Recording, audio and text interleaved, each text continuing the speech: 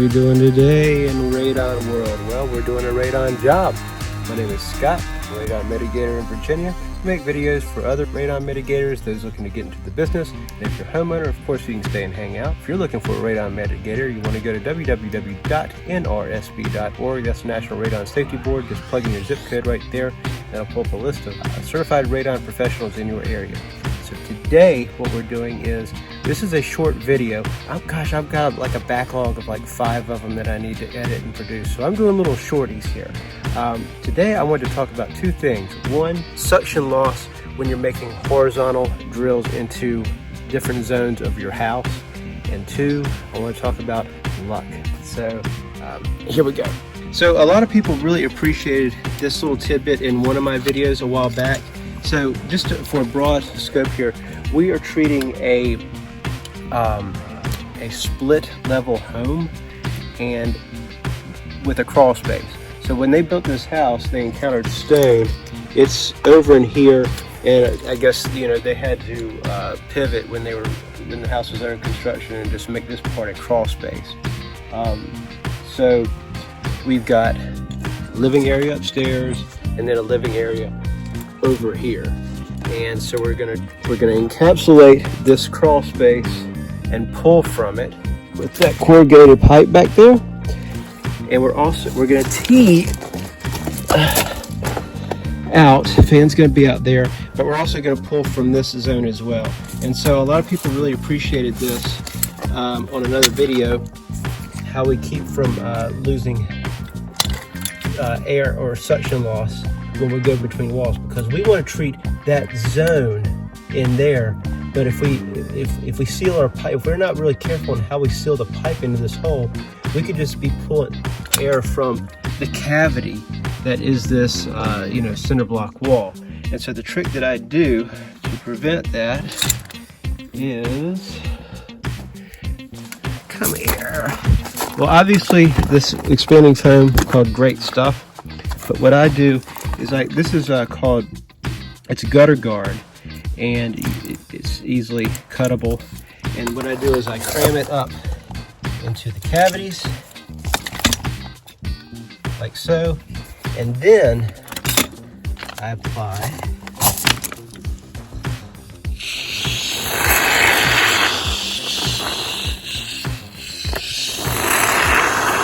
the expanding foam. All right. So when we commit the pipe to the hole, we know that we'll be pulling from the zone, not losing a bunch of air in here. Okay, so now I want to talk about luck. Let me show you what almost happened. What is that?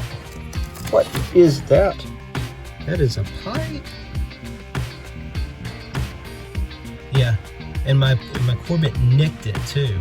So no harm was done, but I would love to tell you how awesome I am, how perfect I am, how I never make mistakes and everybody loves me, but that's just not the case.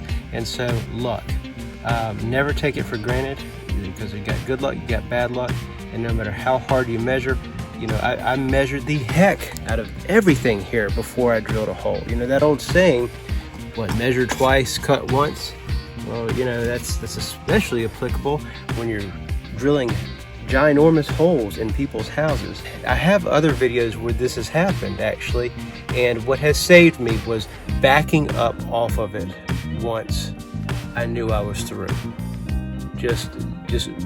And that's going to come with the experience, the feel of knowing when you have penetrated all the way through, and then back off of it.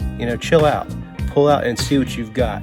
Because if you're in this business long enough, you will be surprised, and you will come to really appreciate luck. What is it? Time and preparation is mistaken for luck, or something like that. But anyway, all right, short video. I hoped it helped. If it did, why don't you smash that like button and consider subscribing. It doesn't cost you a dime, means the world to me. And I try to put out some content that helps folks in the radon community. Thanks for watching. Have a great day. So today, this is going to be a super quick video. We're doing a crawl space. Actually, we're doing 2 of them. So this is typical fan configuration here. We are using oversized downspout because the soffit is kicked out so far, and that's just the best way to make it blend. All right, so we've got this crawl space connected to this crawl space, and we're using just regular old 6mm black plastic that you can get from Lowe's. That's a pretty economic way to do it, and there's no real light in here. Oh, there we go. Yeah, so you see how this will connect over to the other major crawl space, and underneath that black plastic is black corrugated pipe, and I'll show you how we connect up here.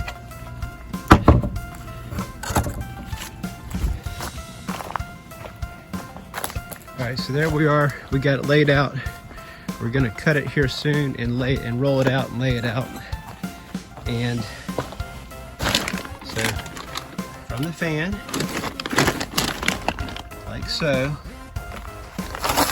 and so we snaked it underneath the existing plastic, which is, you know, just not going to cut it. But that's how we transition to the black corrugated pipe. And you know, I tell you, this morning, beggars can't be choosers. The black corrugated pipe that I bought was not already perforated, so we just drilled holes manually throughout. Not a difficult obstacle to overcome. And we teed right there. So got this, we got 50 feet running around that way, 50 feet running around that way, and then you see where we drilled over, and then we're going to get into that other crawl space. So now we're going to lay black plastic out over it, and we'll be good to go. And the idea is that we tape and use sealant around all these posts and adhere to the walls and so forth. Also, ooh, look at all that blood. It's Halloween. Psych, it's paint. By the way, this is how I've had good luck with doing manometers. Typically, manometers have to be, you know, where you see them, and they're typically in basements, and this house doesn't have a basement. So this is a little hack that I came up here with.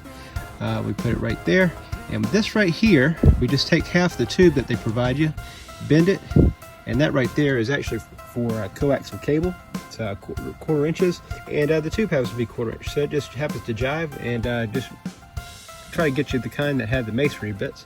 That'll keep water out of the manometer, and so it will always just do airflow. If you don't do this, water will get in the manometer and it'll get all jacked up, and they'll call you back. That's bad. Okay, so we're at another crawl space here, and this customer already had their crawl space encapsulated with clear plastic underlayment, and we're just tapping into it, so I'll show you how we did that.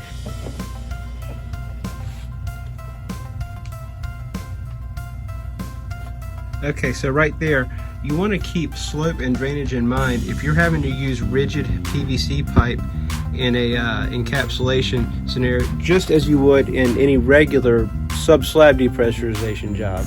If you're using the snaky black coiled perforated pipe, you don't need to worry about that, because that has places to weep and let the water or more condensation out. We're using 3-inch pipe today. We've come in from the outside there, and we're running along, 45 over, not 90, 45 down, not 90, and then I've got a street 45 tapped into a Y, and so we got a suction point here, a suction point here. But notice that this suction point right here is intentionally sloped down for the purpose of drainage. Same concept applies to crawl spaces. You can get bubbling there if water collects in your pipes. I've had that happen, so just keep that in mind right there, and that will prevent callbacks. All right, we've got the sticker inside here today because we're putting the manometer right like that, like so. This is my little trick that I came up with that keeps water out of the manometers. If they're outside, they're destined to get water in manometers. And the little sticker that you would ordinarily put inside it just disintegrates, so we're putting it inside today. There's the fan, and I think we are cleverly concealed, considering we needed to put this on the front of the home today. Not too shabby, huh? All right. Hope you picked up something. Thanks for watching. Alright, short video. I hoped it helped. If it did, why don't you smash that like button and consider subscribing. It doesn't cost you a dime, means the world to me. And I try to put out some content that helps folks in the radon community. Thanks for watching. Have a great day.